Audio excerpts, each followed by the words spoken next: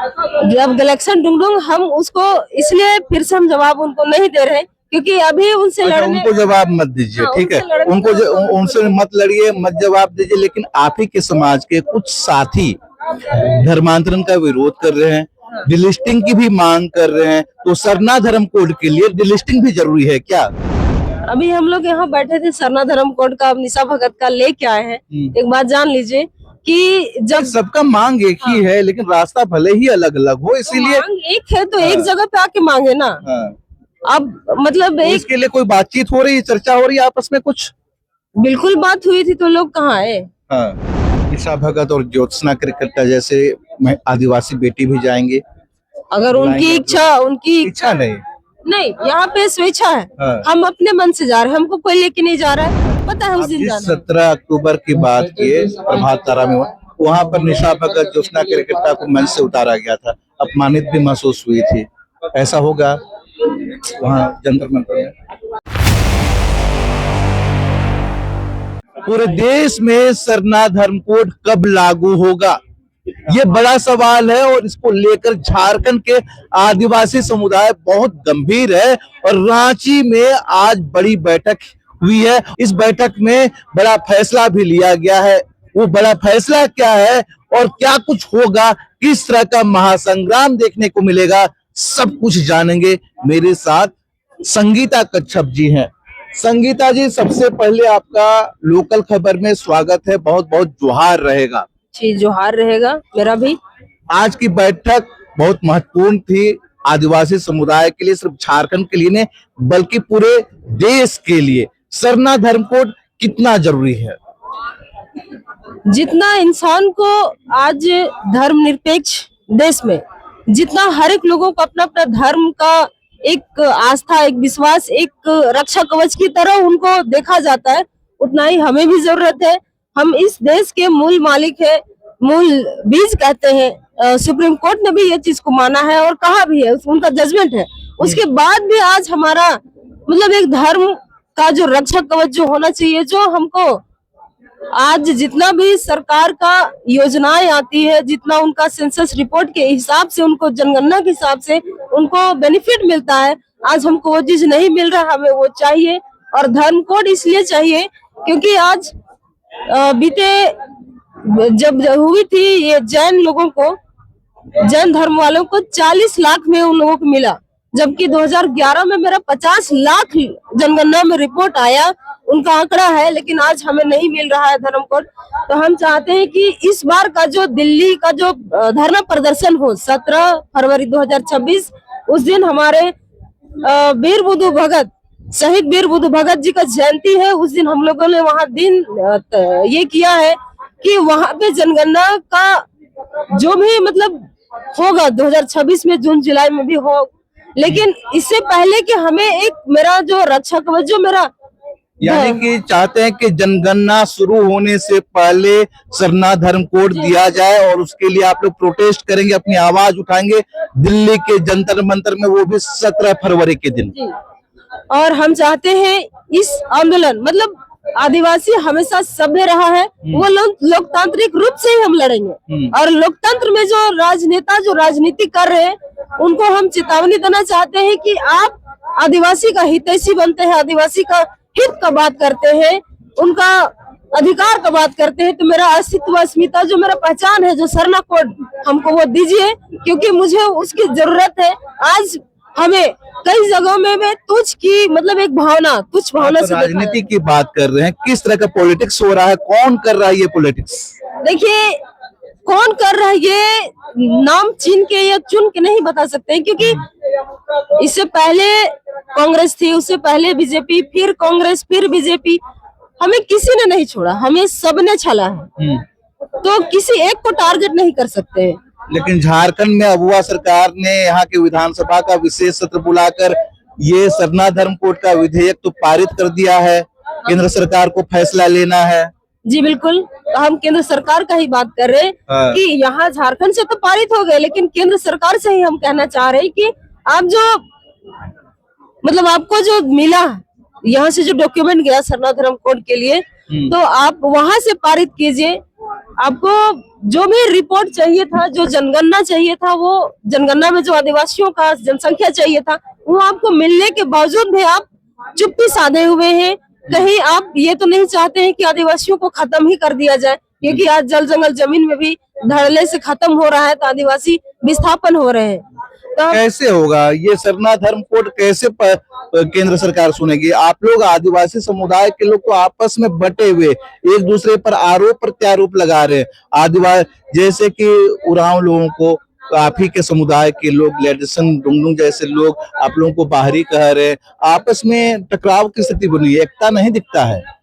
Election Dungdung, देखिए उनको हम नहीं कुछ कह रहे हैं। अब उनका व्यक्तिगत उनका राय क्या है, उनको ज्ञान कितना है, हम तो नहीं कह सकते, ठीक है। लेकिन वो बाहरी कह सकते हैं मुझे, तो क्या वो जो धर्म मानते हैं वो झारखंड का था? मेरा पुरखा ने उस धर्म को बनाया? नहीं, मेरा पुरखा इस देश का धर्म पूर्वी कहा जाता है, जो कल भी प्रकृति को पूजा किया है और आज हम भी उसी प्रकृति को पूज रहे हैं। तो बाहरी कौन होता है? तो क्या लगता है जब जब सपना धर्म कोड का मांग मजबूत होता है, उनको तकलीफ बढ़ता है? बिल्कुल बढ़ता होगा, क्योंकि उनका जनसंख्या हो सके धर्मांतरण नहीं कर पा रहे लोगों को, तो तकलीफ हो रहा होगा। लेकिन एक चीज है, हम उसको कुछ नहीं कह रहे हैं, हम शांत हैं, हम अपने रास्ते जा रहे हैं, हमको जो करना है हम सरना धर्म कोड के लिए जा रहे हैं। अगर उनको तकलीफ होता है तो आके आमने सामने बात कर ले। अगर उनको ज्ञान नहीं है कि आदिवासी वाकई में क्या है, और आज हम देखते हैं कि सरना समाज जो अभी हम लोग एक बैनर है, ये राष्ट्रीय सरना समाज रक्षा धर्म रक्षा अभियान, उसी के बैनर तले आज हम दिल्ली का जंतर मंतर में भी पहुंचेंगे। और ये जो संगठन है, मतलब जो राष्ट्रीय सरना समाज रक्षा धर्म रक्षा अभियान, इसका बैनर तले लगभग 40 संगठन अंदर में है।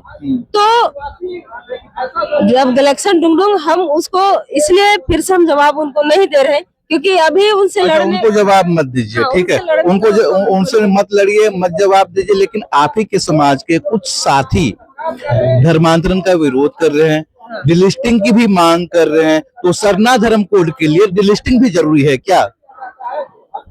ये कहना बिल्कुल अभी उचित नहीं होगा। क्योंकि देखिए हर एक कोई को एक मुद्दा, एक लड़ाई वाकई में जोड़ रही है। कोई लाइमलाइट में रहना चाहता है, किन्हीं को हमेशा चर्चों में रहना है, तो हर एक मुद्दा पे वो लोग लड़ रहे हैं। लेकिन मुझे बिल्कुल कुछ नहीं कहना है, वो अपना लड़ रहे हैं डिलिस्टिंग।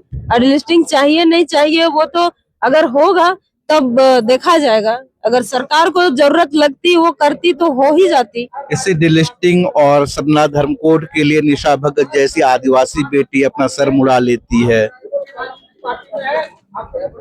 तो इसमें क्या है? सर मुड़वा लेना, किसी का मतलब वो भूख हड़ताल करना, ये एक राजनीति एजेंडा है, साफ साफ दिख रहा बहुत है। हिम्मत चाहिए इसके लिए। एक लड़के के लिए बाल बहुत इंपॉर्टेंट होता है, और उनका कहना है कि ये जो बाल मुड़ा के, जो बाल जो है पीएम हाउस और राष्ट्रपति भवन तक भेजा जाएगा, ताकि उन लोगों का जमीर जागे और सरना धर्म कोड मिले, डिलिस्टिंग हो। तो उसमें क्या दिक्कत है? वो भेजे। जब देखिए अभी हम लोग यहाँ बैठे थे, सरना धर्म कोड का निशा भगत का लेके आए हैं। एक बात जान लीजिए कि जब सबका मांग एक ही है, लेकिन रास्ता भले ही अलग अलग हो, इसीलिए मांग एक है तो एक जगह पे आके मांगे ना। अब मतलब एक इसके लिए कोई बातचीत हो रही है, चर्चा हो रही है आपस में कुछ? बिल्कुल बात हुई थी, तो लोग कहाँ आए? एक जगह पे बैठ के मांगे, एक दिशा हो, मतलब जाने का एक रास्ता हो। मतलब ये एक चुपकी रास्ता मत ढूंढिए, एक शॉर्टकट रास्ता मत ढूंढिए, आप सीधा एक जो संवैधानिक जो रूप से हम जाना चाहते हैं। क्योंकि अगर समाज जहाँ 95% लोग जाएंगे, हम उसी के साथ जाएंगे, हम 5 लोगों के साथ नहीं जाएंगे। रास्ता अलग अलग हो सकता है, अलग बात है, आप मांगना क्या चाह रहे वो भी आपका देखना होगा। लेकिन कहीं ना कहीं हमको लगता है ये राजनीति एजेंडा है, क्योंकि सारे लोग 40 संगठन है, तो वो मांग रहे हैं, आप अकेले उधर मांग रहे हैं, आप यहाँ के मांगिए ना। तो समाज में आदिवासियों के बीच एकता मजबूत हो, इसके लिए क्या कुछ करें ताकि एक मंजिल पाने के लिए एक रास्ता की तरफ आप लोग आगे बढ़ सकें? सबसे पहले मैं तो सरना प्रार्थना सभा को धन्यवाद करूंगी कि आज उनका देन की वजह से एक समय ऐसा था जब लाल पाड़, ढाक, नगाड़ा, मांदर बाजार में बिकता नहीं था, कोई इसको पूछता नहीं था। आज उसी का देन है कि आज इतना डिजाइनर आ गया, इतना फैशनेबल हो गया जमाना कि बाजार में इतना डिमांड है कि सामान पूर्ति नहीं हो रहा है। आज उसी का सरना प्रार्थना सभा का देन है कि आज इतना 50 लाख लोग 2011 की जनगणना में लिखे हैं और हमको पूरा उम्मीद है कि 2026 का जो जनगणना होगा उसमें 5 करोड़ लोग सरना धर्म कोड में अपना नाम अंकित कराएंगे। आखिर में ये बताइए, जंतर मंतर में जो 17 फरवरी को आप लोग आंदोलन करेंगे, आदिवासी एकता जो दिखेगी, वो सिर्फ झारखंड के आदिवासी समाज के लोग रहेंगे या फिर पूरे देश के लोग जुटेंगे, और कितने लोग जुटेंगे, कितनी बड़ी एकता दिखेगी? पूरे देश के लोग, जो आदिवासियों का जो लीडर, जो नेतृत्व करता होते हैं, जिनको हम कहते हैं कि एक लोग के साथ में चलने वाले लाखों लोग होते हैं। जैसे आपने पूर्व में देखा होगा 17 अक्टूबर प्रभात तारा मैदान में जिस तरह का जन सैलाब था, तो उस तरह का जो मतलब एक लीडर जिसके साथ लाखों लोग चलते हैं, वैसे वैसे लीडर वहां जाएंगे। मतलब एक लीडर लाख के बराबर होंगे, वैसा लीडर उस जगह पे जाएंगे। आपका उड़ीसा, बंगाल, छत्तीसगढ़, राजस्थान, मध्य प्रदेश जैसे राज्य से लोग एक एक मतलब ऐसे युवा साथी, युवा मतलब नेता, इसको आदिवासी का नेतृत्व कहा जाएगा, वो लोग आएंगे उस पे।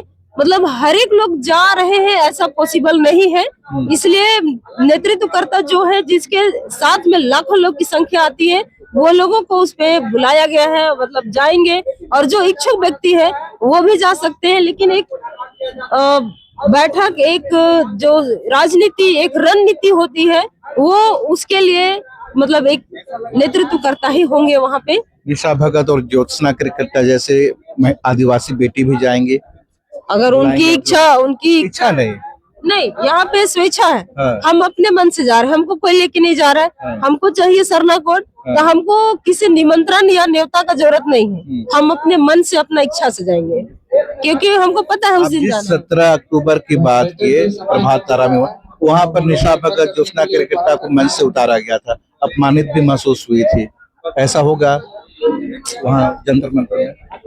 देखिए, हम जानते हैं आदिवासी समाज शुरू से सभ्य रहा है, उसमें सभ्यता झलकता है। आपके आगे, आप जिस तरह से आगे में खड़ी थी, दो बॉडीगार्ड के साथ, आपके पीछे लोग बैठे थे, एकदम अनुभवी लोग थे, जो आंदोलनकारी लोग थे। क्या उनका कोई महत्व नहीं था आपके पीछे? जिस तरह से आपने पीछे किया, क्या उनका महत्व नहीं था? वो लोग नहीं थे? तो जब बैठे हुए लोग हैं, आप कल कहाँ थी नहीं पता, कल आपका योगदान कहाँ था, क्या था समाज में, मुझे नहीं पता, लेकिन आप अचानक से आती हैं और एकदम मंच में सीधा खड़ा हो जाती है जैसे स्टेचू की तरह, तो वो गलत था। जो सभ्य उनमें हमें नहीं दिखा, जिसके वजह से उसको उतारा नहीं गया था। बस ये कहा गया था कि अब पीछे सीट दिया गया है, बैठ जाइए, बस यही कहा गया था, जिसमें वो भड़क चुकी थी। और लाइमलाइट में लोगों को चाहिए ही चाहिए अपना चेहरा, तो उनको कहानी क्या है नहीं है हमको नहीं पता, उसके बाद उसका वो कहानी बना, लेकिन उनको बस पीछे बैठने के लिए कहा गया था। तो इस तरह की हम बिल्कुल मतलब अपमान करना किसी का मन में नहीं था। आज भी हम अपमान किसी को नहीं कर सकते हैं। आपका, हम जानते हैं, अगर एक टेंट खुट्टा बनता है, टेंट के अलावे जो पंडाल में जो कनात लगता है, उसके अलावे सबसे ज्यादा महत्व उस कांटे का जरूरत होता है उस टेंट को मजबूत करने के लिए। आप समाज में आते हैं तो एक एक व्यक्ति का महत्व है, आपको उस व्यक्ति का महत्व देना होगा। आप हमको भी महत्व दीजिए। अगर आपको महत्व चाहिए, रिस्पेक्ट चाहिए, तो आप दूसरा को दीजिएगा, तब आपको मिलेगा। वही चीज चाहिए, वो सभ्यता चाहिए, वो सभ्य चाहिए, जो उनमें उस दिन बिल्कुल नहीं दिखा था, जिसकी वजह से उनको अपमान महसूस हुआ। इसके लिए हमें खेद है। चलिए, खेद है। 17 अक्टूबर को जो प्रभात तारा मैदान में आंदोलन हुआ था, उसमें 2 महिलाएं, ज्योत्सना क्रिकेटा और निशा भगत का हुआ था, ऐसा उनको लगता है। लेकिन अब 17 फरवरी को जंतर मंतर में, दिल्ली के जंतर मंतर में एक महासंग्राम, महा आंदोलन देखने को मिलेगा। सरना धर्म कोड की मांग को मजबूती के साथ वहां पर रखा जाएगा। ऐसे में निशा भगत, ज्योत्सना क्रिकेटा को आना चाहिए या नहीं आना चाहिए, कमेंट में जरूर बताइएगा।